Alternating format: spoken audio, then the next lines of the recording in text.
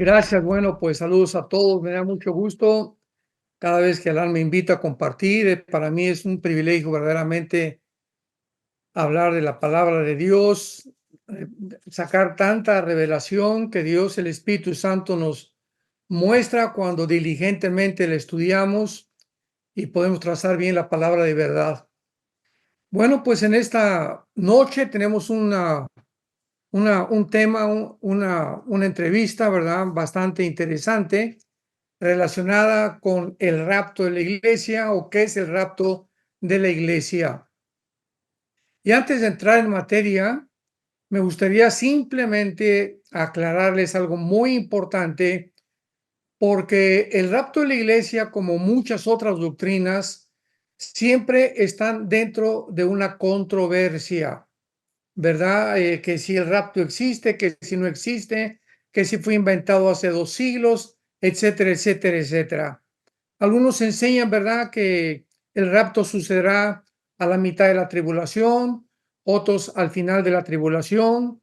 Algunos creen que solamente los creyentes muy, muy espirituales son los que se van a ir arrebatados. Vamos a ver si es cierto eso. También dicen que por causa de que la palabra rapto no existe en la Biblia, pues entonces esta doctrina no debe ser creída.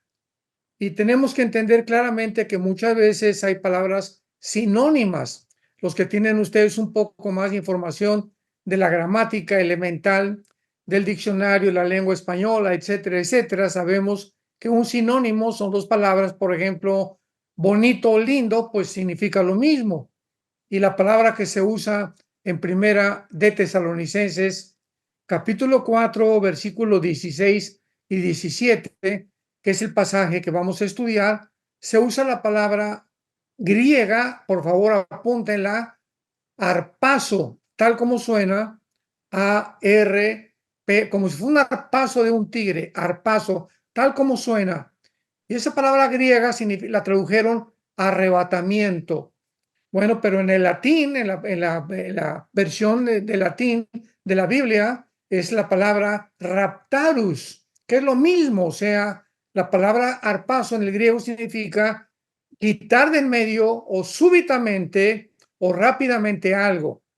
Entonces, el rapto es algo súbito, es algo que va a suceder en fracciones de segundo, como lo vamos a ver en la carta a los Corintios del apóstol Pablo.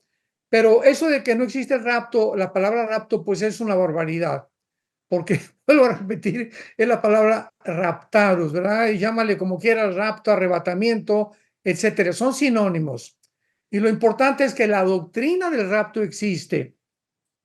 Hay otra controversia también, que esta doctrina fue inventada. Imagínense nada más, por John Darby en más o menos en el año 1850, 1860, y que después el señor Scofield, cuando salió la Biblia Scofield a principios del siglo XX, pues la puso de moda, y en la Biblia Scofield, pues ya muchos comenzaron a copiar la palabra rapto, porque Scofield volvió otra vez a desenterrar esta doctrina que, que todos estos términos, ¿verdad?, son absolutamente incoherentes, porque si existe en la Biblia, pues entonces existe la doctrina del rapto. Entonces, ¿cómo es posible que haya dicho Darby hace 2 siglos que fue una cosa inventada? Y pues no es inventada, porque uno de los padres de la iglesia o varios padres de la iglesia en el siglo II, el siglo III, como Irineo, apúntalo, Eusebio, ya escribían acerca del rapto. Entonces, ¿verdad? Esto fue antes de John Arvin. Entonces, cuando alguien dice, pues es que es una doctrina que John Arvin descubrió, pues no sé qué Biblia están leyendo, pero es una incoherencia, es una barbaridad, ¿verdad? Es algo que inaudito, que no se puede ni siquiera aceptar teológicamente.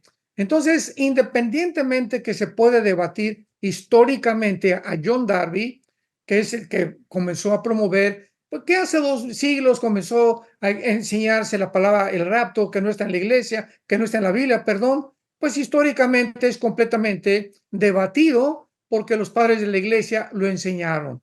Así que lo más importante es teológicamente. y teológicamente encontramos esta doctrina en varios pasajes de la Biblia.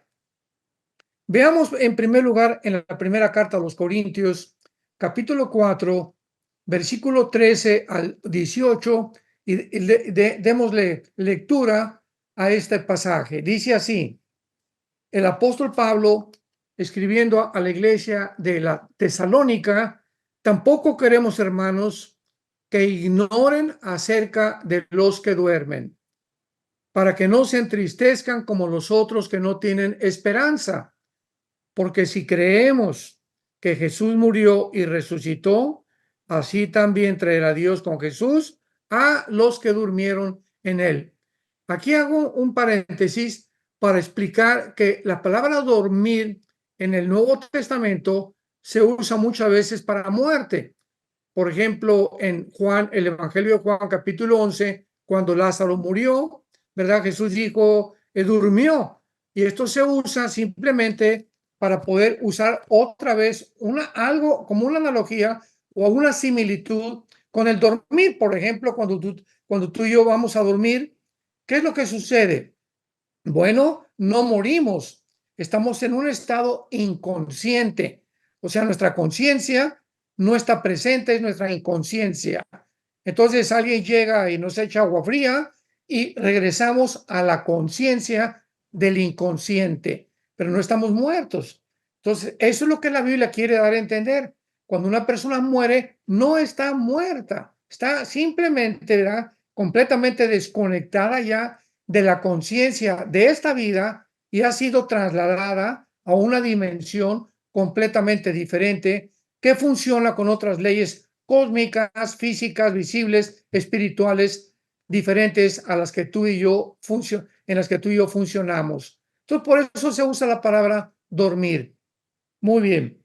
Ahora dice el versículo 15, por lo cual decimos esto en palabra del Señor, que nosotros que vivimos, que habremos quedado hasta la venida del Señor, no precederemos a los que durmieron. O sea, cuando venga el arrebatamiento de la iglesia o el rapto, va a haber un grupo de cristianos que están vivos y otro grupo que van a estar muertos. Todo esto quiero explicarlo muy detalladamente para que quede muy claro en el entendimiento y en sus corazones. Entonces, supongamos que el rapto viene en media hora después de que estemos aquí platicando, porque puede ser mañana, pasado, en un mes, en 2 años, la fecha, el día y la hora, nadie la sabe. Entonces, si viene dentro de media hora, pues tú y yo estamos vivos y tal vez murió tu mamá hace una semana o un hermano tuyo, un hijo tuyo hace un mes o hace un año. Muy bien. Cuando venga el Señor por nosotros en el rapto, estas personas cristianas que murieron antes que nosotros, desde el día de Pentecostés, porque el rapto es para la iglesia. Esto es muy importante. En el arrebatamiento, cuando desaparezcamos millones de cristianos, van a ser de Pentecostés a nuestros días. ¿Por qué?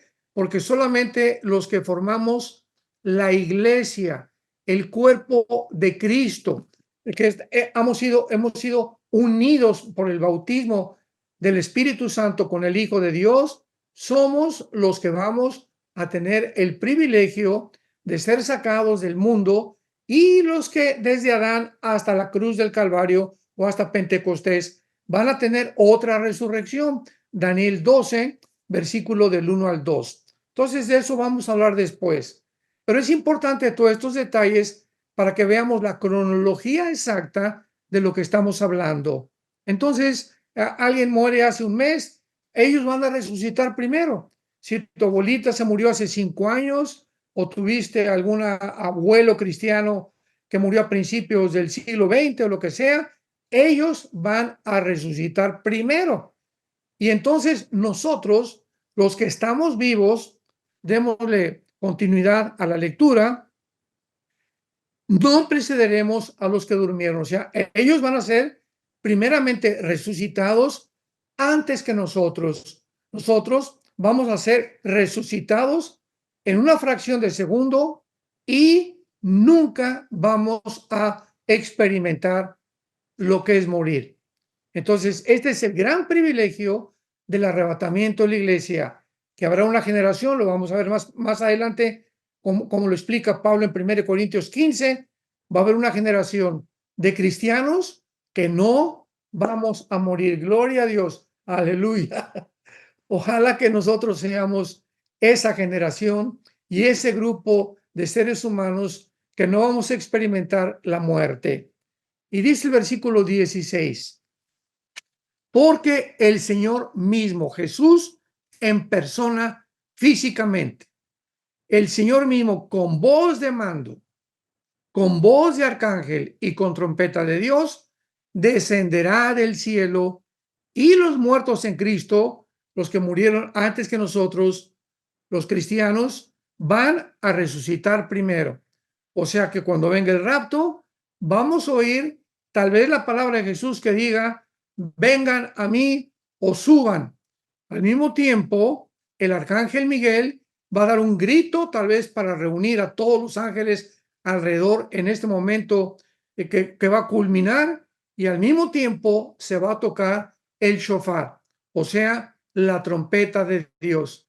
Todos estos acontecimientos sucederán en el cielo y nadie los va a oír más que nosotros. De repente vamos a dejar nuestro cuerpo, nuestra ropa se caerá, habrá pilotos que vayan manejando aviones cristianos, pues que desgraciadamente el avión se va a tener que estrellar, choferes de autobuses, de carros, un congestionamiento de tráfico, todos los niños menores de edad van a desaparecer de sus cunas, de sus casas, de los kinders, de la escuela primaria si se encontraban ahí, y va a haber un acontecimiento mundial que va a sacudir completamente la población del mundo entero.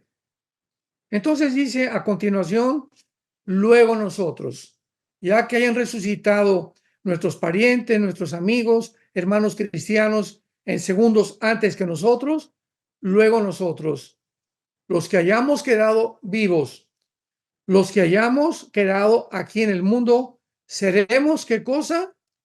Sacados, raptados, arrebatados súbitamente de nuestro cuerpo, juntamente con ellos en las nubes, y así para recibir al Señor, y así estaremos siempre con el Señor.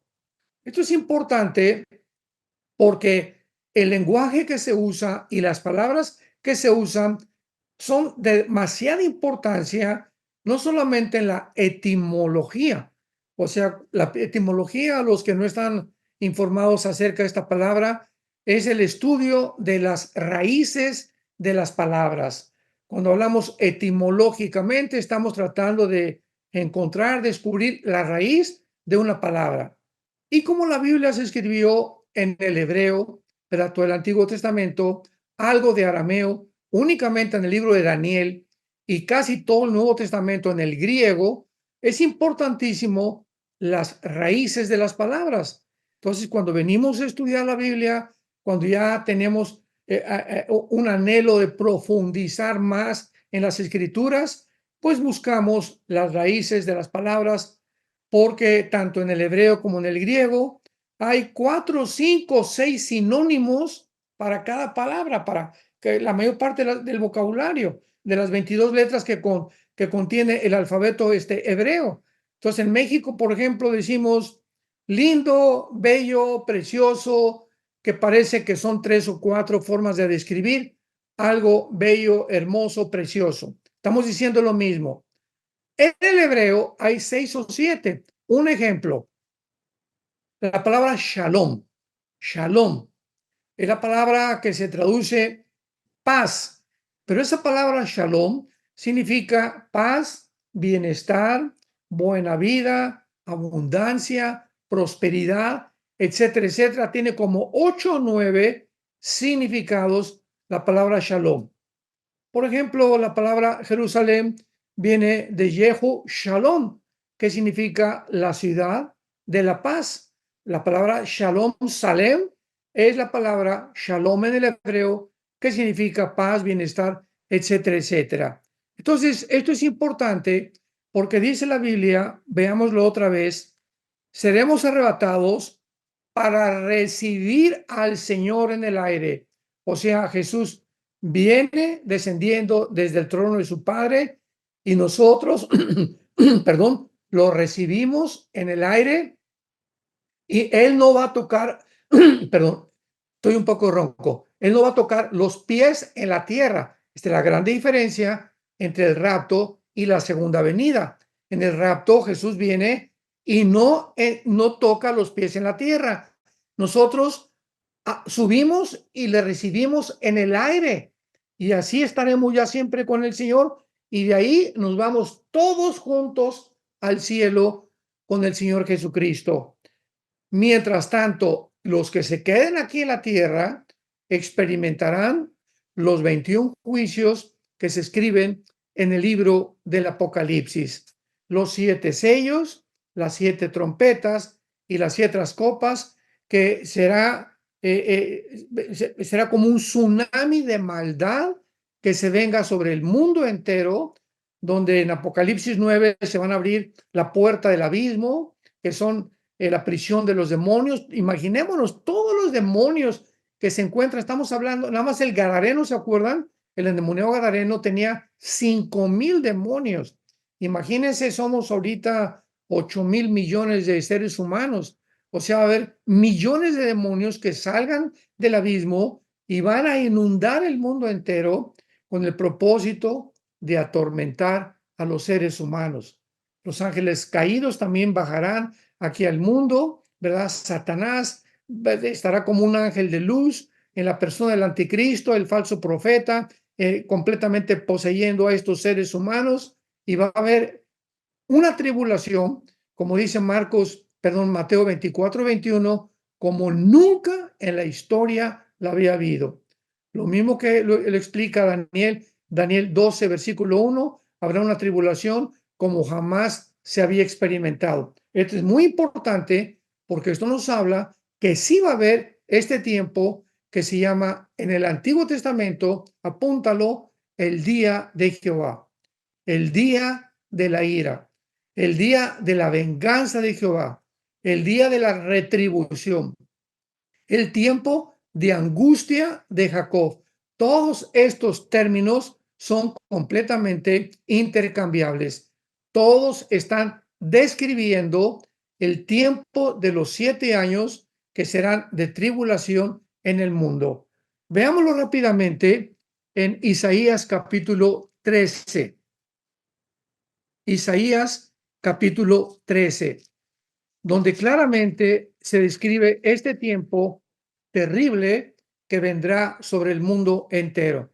Si creemos que ahorita, acuérdense ahorita lo que hubo en la inauguración de los Juegos Olímpicos, una burla al cristianismo, una asquerosidad, ¿verdad? Una blasfemias contra Dios, contra el Hijo de Dios, usurpando una mujer gorda que se llama Bush y que es transgénero, por cierto, es judía también, a la persona de Cristo, blasfemando contra la cena del Señor, que es un cuadro que pintó Leonardo da Vinci, y todo lo demás en la entrada de un caballo blanco, que ya están tan descarados, o sea, las personas detrás que trataron de desarrollar esta inauguración de los Juegos Olímpicos, tal vez ni siquiera estaban conscientes del significado, el simbolismo que tiene, pues porque están poseídos por demonios.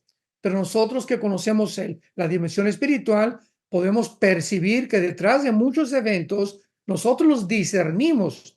La palabra discernir significa separar entre el bien y entre el mal, ¿verdad? Poder juzgar claramente qué es de Dios y qué es del mundo de Satanás. Entonces aquí vemos claramente una manifestación donde el diablo ya está mostrándole al mundo su agenda, porque esto precisamente es una descomposición moral la que pudimos ver a la luz de millones de personas y sobre todo infectando a los niños. Entonces, si creemos que igual la clausura de los Juegos Olímpicos, no sé si la vieron, pero yo no la vi tampoco, pero ya me mandaron videos de que fue un festival de demonios completamente. Entonces vivimos un mundo caído, un mundo completamente desarticulado, un mundo inmoral, un mundo que está en una espiral de su autodestrucción que no tarda ya en ser juzgado por Dios.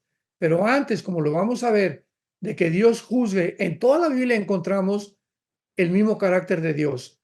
Dios nunca juzga al mundo junto con su pueblo, tanto con Israel del Antiguo Testamento como con los cristianos en el Nuevo Testamento. Por ejemplo, cuando Dios mandó el diluvio universal, antes, ¿qué hizo Dios? Veamos en todo esto la forma y el carácter de Dios. Le dijo a Noé, construye un arca, Génesis capítulo 7 y 8 y 9, para que tú y tu familia, tus 3 hijos y tus 3 nuevas, puedan ser salvados del diluvio. Después, más adelante, Génesis 19, Dios le dijo a Abraham, voy a destruir a Sodoma y a Gomorra, porque desde los niños, los jóvenes y los ancianos han caído, ¿verdad? A los niños los están violando, hay la pedofilia, la pederastia, y todo mundo está completamente degenerado. Voy a destruir Sodoma y Gomorra. ¿Qué hizo Dios? Fue por Lot, que era posiblemente el único justo, y le dijo, mandó a los ángeles, Génesis 19, para que lo sacaran de Sodoma, y lo sacaron de Sodoma, y una vez que Lot con sus 2 hijas, porque su familia no le quiso hacer caso, recordamos que la esposa de Lot, antes de salir de Sodoma, el ángel le dijo, no volteen atrás. Esto lo encontramos en el Evangelio de Lucas, porque si voltean, ¿verdad? ¿Quién sabe qué va a pasar? Y nos lo explica el Evangelio de Lucas, que cuando la esposa de Lot volteó hacia atrás, ¿qué le pasó? Se convirtió en una estatua de sal. Así que finalmente los únicos rescatados de Sodoma y Gomorra fueron Lot y sus 2 hijas. Y aquí vemos claramente que los tuvo que sacar y después ya cayó fuego y azufre sobre Sodoma y Gomorra. En tercer lugar, cuando Dios le dice a Moisés y a Aarón, vayan con el faraón porque voy a destruir Egipto y sus dioses, ¿qué hizo Dios? Mandó 10 plagas para poder realmente antes anticiparle a su pueblo que mientras caía las piojos y caían las ranas sobre la población de Egipto y todo el río se convirtió en sangre, etcétera, etcétera. El pueblo de Dios, Dios lo sacó a un lugar llamado Josén, cerca de Egipto, para que no le pasara nada. Cuando mandó matar finalmente la última plaga Dios a los primogénitos, Éxodo capítulo 12, ¿verdad? Les dijo, pongan la sangre en los dinteles de sus puertas para que el ángel destructor no pueda entrar a sus casas, mostrándonos que estamos nosotros en el Nuevo Testamento bajo la sangre de Cristo y el enemigo no puede hacernos nada porque estamos bajo la cobertura de Dios mientras nosotros mantengamos todo la armadura de Dios, como dice Efesios 6, del 10 al 18, y podamos vivir cerca de Dios. Entonces, Dios en todos los casos siempre ha sacado su pueblo, ha apartado su pueblo antes de juzgar el mundo. Y ese carácter de Dios es el mismo, ¿verdad? Porque Jesucristo es el mismo ayer, hoy y por los siglos. Por lo tanto, veamos en Isaías 13, que dice el versículo 9, he aquí el día de Jehová. Acordémonos que el día de Jehová, el día de la ira, el día del Señor, la angustia de Jacob, todos son términos que están hablando de los 7 años de la tribulación, que sucederán, acontecerán en el mundo, mientras tú y yo nos encontramos en el cielo, en el tribunal de Cristo, que ya ese es otro estudio muy bonito, donde seremos juzgados, ya no por la salvación, sino para entregarnos las coronas y las recompensas, como dice 2 Corintios 5:10, todos compareceremos para que seamos juzgados delante de Dios, de acuerdo a lo que hicimos, pensamos, hablamos desde el momento de nuestra conversión. Muy bien, el día de Jehová viene, escuchen cómo se describe, terrible, de indignación, de ardor, de ira, para convertir la tierra en soledad y raer de ella a los pecadores. Por lo cual las estrellas de los cielos y sus luceros no darán su luz. O sea, habrá una oscuridad global. Y el sol se oscurecerá al nacer y la luna no dará su resplandor. Y castigaré al mundo por su maldad y a los impíos por su iniquidad. Haré que cese la arrogancia de los soberbios y abatiré la altivez de los fuertes. Es interesante, muy interesante, que el pecado que se menciona por el profeta Isaías, que Dios enfoca completamente su atención, ¿cuál es? La soberbia. Y haré cesar la arrogancia y la soberbia y la altivez. Y es exactamente el pecado del siglo XXI. No sé cuántos de ustedes están conscientes de lo que estoy diciendo, porque un botón de muestra es el señor Klaus Schwab, presidente del Foro Económico Mundial. Puedes googlearlo, Foro Económico Mundial. Ahorita ya pasó a segundo cargo porque ya dejó la presidencia y él dijo que vamos a ser dioses.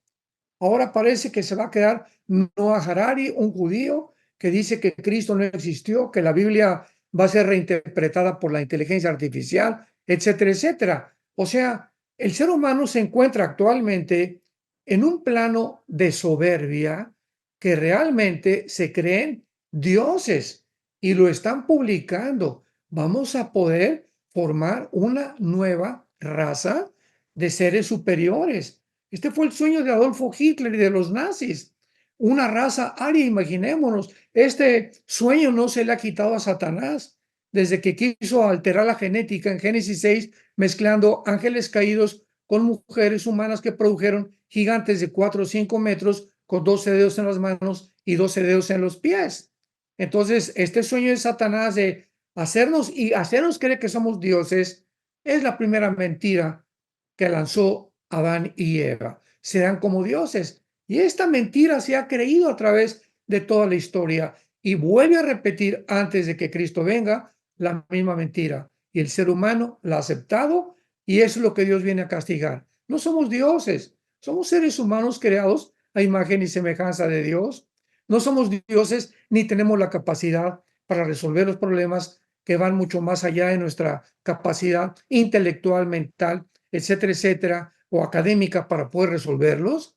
Entonces somos seres humanos vulnerables, débiles, con pies de barro, que necesitamos entender para qué nacimos, cuál es el propósito de nuestra existencia, y para eso tenemos la Biblia, y para eso bajó Dios en la persona de Cristo, para mostrarnos que Él es el camino, Él es la verdad y Él es la vida. Y cuando comenzamos a seguir a Jesús, comenzamos a ver la verdad, comenzamos a descubrir la razón de nuestra existencia y comenzamos a ser personas o a convertirnos en personas normales, que podemos visualizar el mundo a nuestro alrededor exactamente como lo ve Dios, porque el mundo está completamente loco. Es un mundo de psicópatas el que estamos viviendo tú y yo. Entonces, esto es uno de los ejemplos simplemente que les quería mostrar a ustedes de lo que es la tribulación. Vayamos ahora a la primera carta a los Corintios, capítulo 15.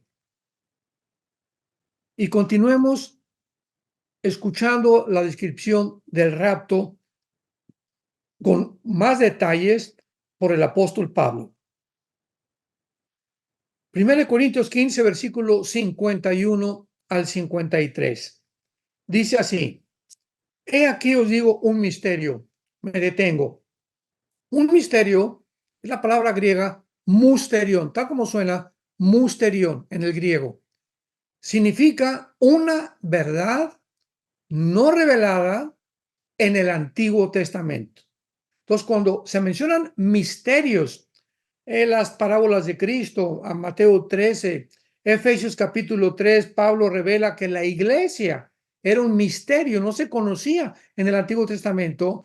Y estos misterios, la mayor parte de ellos, Dios le agradó revelárselos al apóstol Pablo.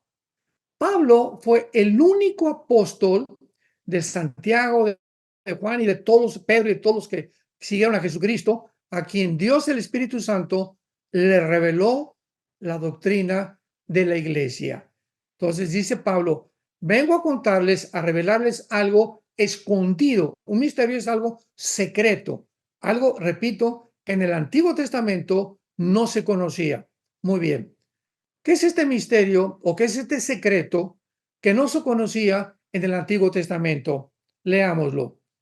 Que no todos vamos a morir, que no todos dormiremos. Ya explicamos el concepto de la palabra de dormir. No todos menos, pero todos seremos transformados. Usa el mismo lenguaje de Primera de Tesalonicenses, capítulo 4 que acabamos de leer. El mensaje que él dio, porque primero fue Corintios y después fue el mensaje a la iglesia de Tesalónica. Entonces, este es el misterio. No todos los cristianos vamos a morir. Qué maravillosa revelación. Pero al mismo tiempo, todos seremos transformados. Ya vimos esto, cuando Cristo venga, suene la trompeta, el arcángel y los ángeles y Jesús, seremos sacados de nuestro cuerpo y nuestro cuerpo, lo vamos a ver ahorita, en fracciones de segundo, seremos transformados. Porque sería imposible poder llegar al cielo con el cuerpo que tú tienes y que yo tengo. La Biblia dice en otra parte que la carne y la sangre no heredan, ¿verdad? La corrupción no hereda la incorrupción. No podemos entrar con este cuerpo que tú y yo tenemos a otra dimensión completamente diferente, ¿verdad? Porque no podríamos sobrevivir. Por eso Cristo, cuando resucitó Cristo, pudo ascender al cielo con el cuerpo resucitado, que será semejante al cuerpo que tú y yo vamos a tener cuando Él venga por nosotros. Y luego dice el versículo 52, explicándolo. En un momento, en un abrir y cerrar, o sea, en un parpadeo, el rapto va a surgir así, en milésimas de segundo. De repente, millones de personas desaparecemos súbitamente de este mundo a la final trompeta, porque se tocará la trompeta y los muertos serán resucitados incorruptibles y nosotros, lo dice en Tesalonicenses, nosotros seremos transformados. O sea, los que queremos, que estemos aquí, los que no hemos muerto todavía y viene el rapto en media hora, una hora mañana, vamos a ser transformados inmediatamente para irnos con los resucitados que murieron antes que nosotros a encontrar a Cristo en el aire. ¿Por qué es necesario, dice Pablo, que esto corruptible se vista de incorrupción y esto mortal se haya vestido de inmortalidad? Y entonces se cumplirá la palabra que está escrita: sorbida es la muerte en victoria. ¿Dónde está, oh muerte, tu aguijón? ¿Dónde, oh sepulcro, tu victoria? Ya que el aguijón de la muerte es el pecado y el poder del pecado, la ley. Con estos dos pasajes encontramos claramente la descripción y la doctrina del rapto. Negar esta doctrina, pues, es arrancarle las palabras de la Biblia, ¿verdad? O sea, ¿cómo puede llegar la gente a concluir? Pues que un señor hace 2 siglos, John Darby, comenzó a decir que él fue el que inventó el rapto. O sea, no lo inventó John Darby, fue una obra del Espíritu Santo. O sea, todo lo que está en la palabra ha sido inspirada por Dios. Veamos ahora Juan capítulo 14, donde Jesús hace alusión al rapto también. Y por eso noté o les hice la observación en la lectura de 1 Corintios 4, 16 al 17, que dice la Biblia que vendrá por nosotros y lo recibiremos en el aire. Veamos las mismas palabras en el griego aquí en Juan capítulo 14. Cristo está hablándoles a los discípulos antes de morir. Ya esta es la víspera de la crucifixión de Cristo. Él sabía que los discípulos se encontraban completamente confundidos, estaban tristes, ¿cómo que ya te vas? Pero pues si estamos esperando a un Mesías que nos venga a rescatar del imperio romano, y ahora estás hablando que a los 3 días vas a morir, etcétera, etcétera. Y comenzaron a tener tantos pensamientos, siendo seres humanos como tú y como yo, que Cristo en todo el capítulo 14, 15, 16 y 17 son las palabras yo considero las más excelsas que Jesucristo habló y muy ad hoc para la época que tú y yo estamos viviendo. Y les dice así, en primer lugar, no se turbe vuestro corazón. No permitan, en otras palabras, la palabra turbarse es la palabra tarazo, que significa moverte de tu lugar. Tarazo con T de tío, es la palabra que se usa turbar. No se muevan de su lugar. No permitan que nada ni nadie, que cayó el peso, que cayó el petróleo, que van a invadir Israel, que esto y que el otro, que Rusia, que Ucrania, no permitan que nada alrededor entre dentro de tu alma, de tu corazón y te quite la paz. La paz ese es el estado perfecto, normal, saludable en la que un ser humano puede funcionar. Ningún ser humano, ningún cristiano principalmente puede funcionar, ni escuchar la voz del Espíritu Santo, ni leer la Biblia si no estás en paz. O sea, tú no puedes llegar a la Biblia y como pita, oh, ay, Señor, mi hijo, y Señor, mi hija, que está en las drogas, y mi esposo. No podemos llegar así con Dios. Primero tenemos que hincarnos y comenzar a alabar a Dios, ¿verdad? Señor, te bendigo porque eres bueno, tú hiciste por mí. En otras palabras, no podemos nosotros confiar en alguien que no conocemos. Entonces tenemos que conocer a Dios, que es bueno, que es santo, que se preocupa por nosotros, que el que no escatimó a su Hijo, cómo nos dará todas las cosas. Y cuando comenzamos a reflexionar en todo eso, Dios es bueno, Jehová es mi pastor, nada me faltará, comienza el Espíritu Santo a calmar nuestra vida interior. Y ya que estemos tranquilos, ya que estemos calmados, venimos a la Biblia y entonces el Espíritu Santo nos puede comunicar sus pensamientos, porque el Espíritu Santo es un espíritu de paz, es un espíritu de verdad, es un espíritu de santidad. Entonces, mientras en mi vida yo no tenga esa tranquilidad interna, es imposible que Dios pueda comunicarse conmigo. Por eso hay muchos cristianos que no pueden realmente nunca entender cuál es la voluntad de Dios para sus vidas, porque no tienen ese tiempo de paz en las mañanas, de levantarse en silencio, apagas el radio, si el gallo está cantando, ve, ahorca al gallo, al gallo, ¿verdad? Pero no permitas que nada te interrumpa tu relación con Dios. Dios es el Dios del silencio, y es en el silencio donde podemos acostumbrar nuestra alma a discernir su voluntad. No se turbe vuestro corazón. Son las primeras palabras que Cristo les dice a los discípulos. Si creen en Dios, crean también en mí. En la casa de mi Padre ya comienza Jesús a desarrollar, ¿verdad? Toda esta revelación que no se conocía tampoco en el Antiguo Testamento. En la casa de mi Padre hay muchas moradas. Si no fuera así, yo lo hubiera dicho. Voy, pues, a preparar lugar para vosotros. ¿Qué hizo Cristo hace 2000 años? Hechos 1, cuando ascendió al cielo en frente de sus discípulos. ¿Qué hizo Dios? Ir al cielo. ¿Y a qué fue el cielo? Nos está preparando el lugar donde nosotros vamos a estar con Él. Eso es lo que está haciendo Jesús ahorita, preparando tu casa. Cuando tú te vas a casar, ¿verdad? No agarras a tu esposa y vamos a ver un cuarto, no, vamos a buscar una recámara y una casita, una renta, porque a todos nos gusta preparar el lugar. Vas a estudiar y preparas tu escuela, preparas tu ropa, preparas tu dinero con lo que vas a pagar la colegiatura. Todo requiere preparación. Nada se hace intempestivamente ni abruptamente. Entonces, Él fue a preparar un lugar para nosotros y dice Jesucristo, y si me fuere, y se fue, y os prepararé el lugar, vendré otra vez. Escucha esto, y os tomaré, aquí está el rapto, os tomaré la palabra para lambano, ¿qué significa? Tomar a sí mismo. Vendré y os tomaré, o sea, os arrebataré a mí mismo, para que donde yo estoy, ustedes también estén.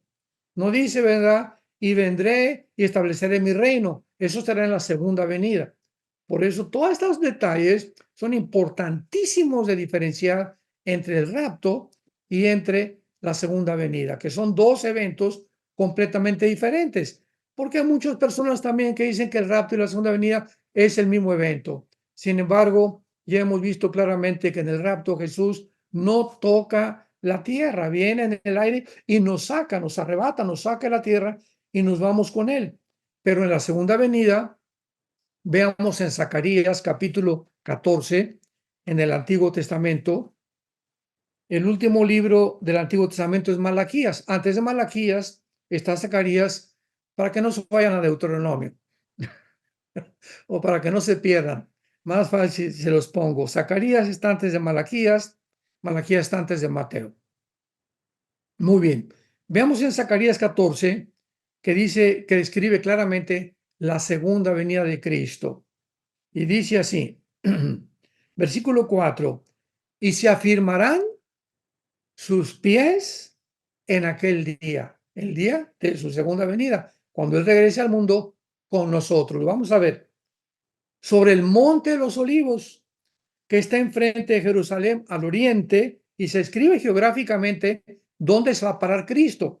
Va a descender exactamente en el monte donde lo crucificaron. Qué interesante. Sigamos leyendo. Y se partirá por en medio hacia el oriente y hacia el occidente, haciendo un valle muy grande, y la mitad del monte se apartará hacia el norte y la otra mitad hacia el sur. En otras palabras, cuando Jesucristo venga y se pare el monte de los olivos, se va a hacer en la tierra una cruz, recordándolos a los seres humanos, ¿verdad? Que ahora Él es el que va a pintar la cruz o va a formar la cruz, porque va a ser un temblor impresionante, pero va a haber una cruz formada de una forma geométrica completamente hecha por Dios. Y dice la Biblia, huirán al valle de los montes, porque el valle de los montes llegará hasta Zafat, y vendrá Jehová mi Dios, y con él y con todos sus santos, con nosotros. En el arrebatamiento viene y nos saca del mundo, vienen los 7 años de la tribulación, cuando termine la tribulación, regresamos con el Señor Jesucristo, y entonces venimos a establecer su reino milenial con él. Dice la Biblia, y acontecerá que en ese día no habrá luz clara ni oscura, será un día cual no es conocido de Jehová, que no será ni día ni noche, pero sucederá que al caer la tarde habrá luz. Y Jehová, versículo 9, será rey sobre toda la tierra. En aquel día Jehová será uno y uno su nombre. Vemos pues claramente que el arrebatamiento de la iglesia es el próximo evento profético por suceder. Si alguien me pregunta, oiga hermano, ¿cuál será el próximo evento por suceder? El rapto de la iglesia. Ya Jesús no tarda en venir por nosotros. El mundo está ya, como dijimos al principio, desarticulado, completamente dislocado, un mundo completamente por gobernantes psicópatas. Ya, ¿verdad? Los gobernantes de la nación están completamente cada día ya enloqueciendo. Hombres completamente locos están manejando a millones de personas, porque un líder, ¿verdad?, de un país tiene que estar, tiene que ser la persona más normal, por el amor de Dios, pero es todo lo contrario actualmente. Si pudiéramos mencionar 2 o 3, o máximo 3 o 4 gobernantes que están en su sano juicio, serían muchos, porque la mayoría de los gobernantes actualmente están completamente desorbitados, desquiciados, así tomando decisiones que dicen, no es posible que piensen, hagan, accionen de la manera como lo están haciendo. Pero es precisamente los síntomas de una generación y de un mundo que se han creído dioses y que están esperando realmente que el ser humano resuelva los problemas, porque creen que vamos a ser dioses, y pues si somos el producto de una evolución, pues tenemos que evolucionar a un mundo mucho mejor. Y ahora, como dijo el expresidente del Foro Económico Mundial, Klaus Schwab, y todo, Bill Gates y todos ellos dicen que, bueno, pues ahora con la tecnología y la genética tenemos el material para poder producir, imagínense, producir y formar una nueva raza humana, una raza de superhombres. Y ahora más con la inteligencia artificial nos ayudará a superar los problemas del mundo. Pues veremos que vendrá Dios y los avergonzará. Humillará su soberbia para recordarles eternamente que Dios es único, que Dios envió a su Hijo a morir y abrir sus brazos en una cruz, a derramar su sangre por tus pecados y por mis pecados, resucitar a los 3 días para darnos la esperanza de la vida eterna. Ojalá que tú estás escuchando estas palabras, tengas la vida eterna en la persona de Jesucristo.